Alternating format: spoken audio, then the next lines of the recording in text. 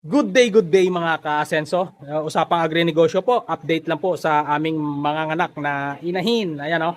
Ika 113 days old na po ngayon yan. Yan po si aming inahin. Second parity pa lang po ngayon. Naka-ready na po yung crates na paglalagyan ng mga biik. In case na hindi magkasya dito ang mga piglets ay doon po sa likod may isa pa.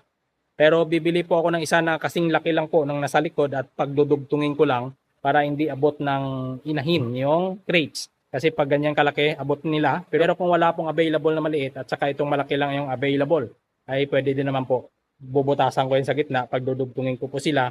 Yan po magiging bahay ng mga piglets sa loob ng 1 to 3 days para hindi po maipit ng kanilang nanay. Ayan po, babantayan na po namin ito starting tomorrow, ika 114 days. Ika 114 days na po ito bukas. Ito po yung record ng aming inahin para hindi po kami malilito. Ito po due date 18. Ayan, ika 114 days. Ayan po yung lactation monitoring niya.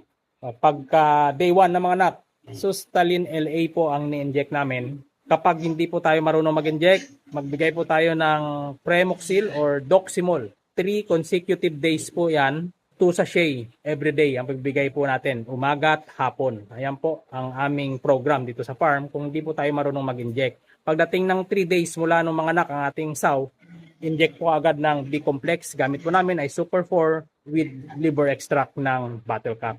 Pagdating po ng 21 days, ano lang po yan, optional na mag-inject po tayo ng Coglapest. At pagdating naman ng 28 days hanggang 30 days, yan po yung weaning o yung pagwalay sa mga piglets. Sa piglets naman, pagdating po ng 3 days, inject ka agad ng iron. Yan po yung Jectran Premium. Pagdating po ng 5 days, syempre, hindi po mawawala dyan si Early Win Immunobooster ng Pigrulac. Ayan po ang dinidilyot namin sa maligamgam o malinis na tubig at pinupunas sa dede ng ating sow para malasahan ng mga piglets, mabilis po silang matuto kumain. Pagdating ng ika 7 days, optional din po yan. Pwede tayo mag-vaccine ng mycoplasma. At pagdating ng day 10, inject po ng B-complex ang gamit namin, Super 4 ng Battle Cap. At pagdating ng 14 days, second dose po yan ng iron. Gamit natin naman dyan ay Jectran Premium.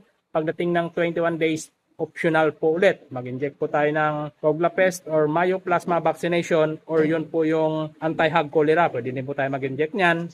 Optional po yan. Pagdating ng 25 days naman, optional din kung gusto nyo pong mag-second dose ng Super 4 B-complex. Ayan po ang program namin dito sa farm. Ayan po, naka-record po yan para hindi po kami malilito. Maraming salamat. Update ko po kayo kung mga anak po ito bukas sa 19 or sa 20. Hanggang dito na lang po. Maraming salamat.